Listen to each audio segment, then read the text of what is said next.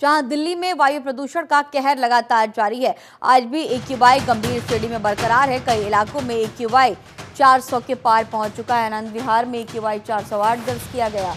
मवाना में AQI 409 दर्ज किया गया है। जहांगीरपुरी की अगर हम बात करें तो यहां पर AQI 424, नेहरू नगर में AQI 408, शादीपुर में AQI 401 दर्ज किया गया है। तो ये बड़ी खबर, जहां पर आनंद विहार में AQI 408 दर्ज किया गया है। तो 400 के पार का ये आंकड़ा कई जगहों पर दिल्ली NCR में देखा गया।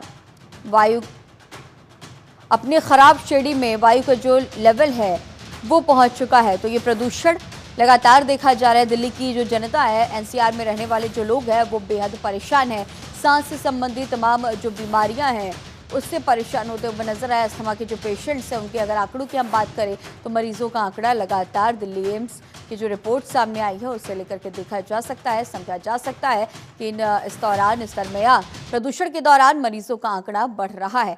हालांकि इन सब के बीच मैनेजमेंट तो चल रही है सरकारों की तरफ से, लेकिन ये भी देखा जा रहा है कि दिल्ली सरकार और केंद्र सरकार के बीच इस प्रदूषण के मुद्दे पर जमकर तनातनी की तस्वीरें भी देखी गई। तो ऊहापोह की भी स्थितियां अलग अलग जगहों पर जिस तरह से हम देख रहे हैं, राजनीति में भी इसी तरह की स्थितियां, प्रदूषण को लेकर के भी राजनीति की जा रही है। तो दिल्ली से मुंबई तक प्रदूषण की मार जो लोग हैं, आम जनजीवन है, वो झेलता हुआ नजर आ रहा है। गैस चैम्बर में ये दिल्ली तब्दील होती हुई दिख रही है। दिल्ली का प्रदूषण तो मुझे समझ ही नहीं आ रहा है, ये पिछले 10 साल से क्या इतना बढ़ता जा रहा है। मतलब अब आप एक बात बताइए, हमेशा का ये रहा है, मैं पिछले 7-8 साल से देख रहा हूँ, सब बोलते हैं कि दीपावली में पटाखे न जलाएं, पटाखे न जलाएं, पटाखे न जलाएं। अब की बार दिल्ली के लोगों ने इतना कॉम्प्रोमाइज किया है अपनी दिवाली से भी। अगर हम देखेंगे, हमारे छोटे छोटे बच्चे हैं, उन लोगों ने पटाखे तक नहीं जलाए। तो मतलब ये दिल्ली सरकार कर क्या रही है, मुझे समझ ही नहीं आ रहा बिल्कुल भी। और ऐसा तो मैंने पहली बार देखा है मतलब अपनी लाइफ में कि पिछले 7-8 साल से प्रदूषण हो रहा है। उससे पहले भी तो दिल्ली थी। लेकिन अभी पिछले कुछ वर्षों से ऐसा लग रहा है कि दिल्ली में घुटन महसूस हो रही है।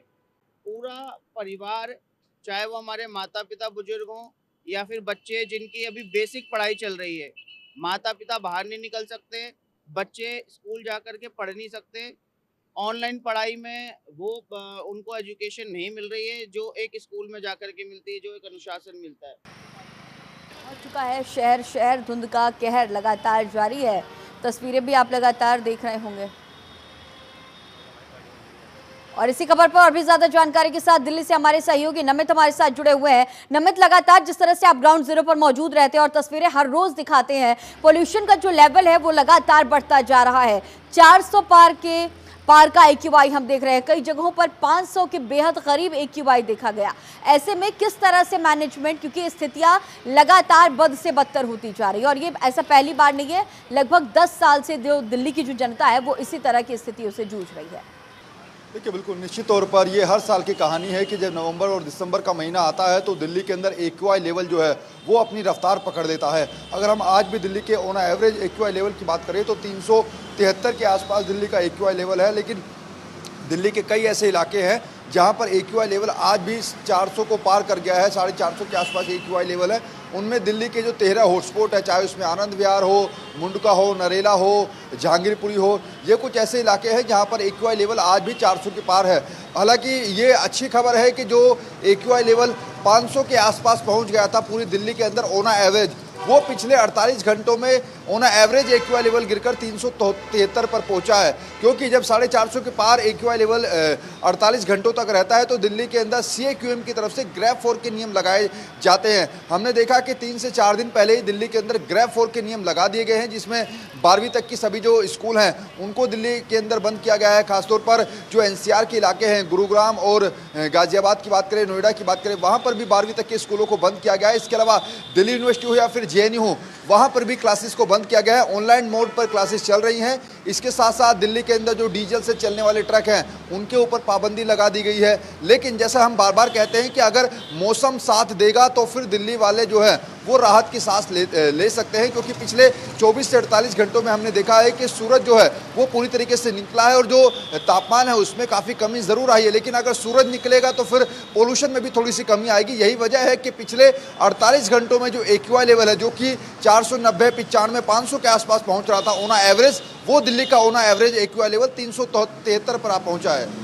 नमित, जिस तरह से आप तमाम बातों का जिक्र कर रहे हैं और मौसम फिलहाल साथ नहीं दे रहा है, लेकिन आने वाले दिनों में जिस तरह से मौसम विभाग की तमाम जानकारियां भी सामने आई हैं कि 27 तारीख के बाद से स्थितियां थोड़ी बेहतर हो सकती हैं, लेकिन फिलहाल इन सभी मुद्दों पर देखा यह भी जा रहा है कि दिल्ली सरकार और केंद्र की सरकार में जमकर जो है वो तनातनी की तस्वीरें भी देखी गई। और अब ऐसे में इस तरह की स्थितियां, और अगर न सिर्फ वायु प्रदूषण की बात करें बल्कि दिल्ली की जो यमुना है वो पूरी तरह से प्रदूषित, सफेद झाग की जो लेयर्स है वो हम देख रहे हैं कैंसर जनित तमाम बीमारियां भी उत्पन्न करती हैं।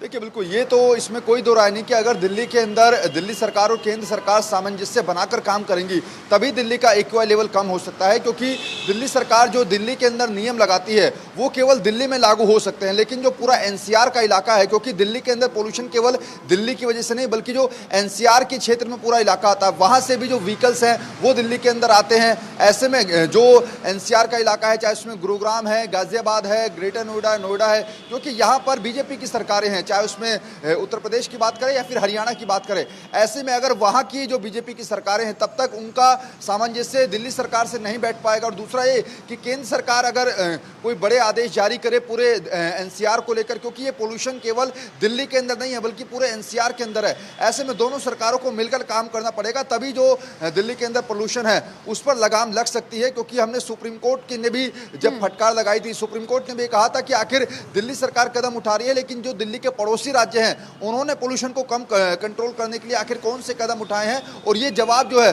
वो सुप्रीम कोर्ट ने भी हरियाणा सरकार और उत्तर प्रदेश सरकार से मांगा था।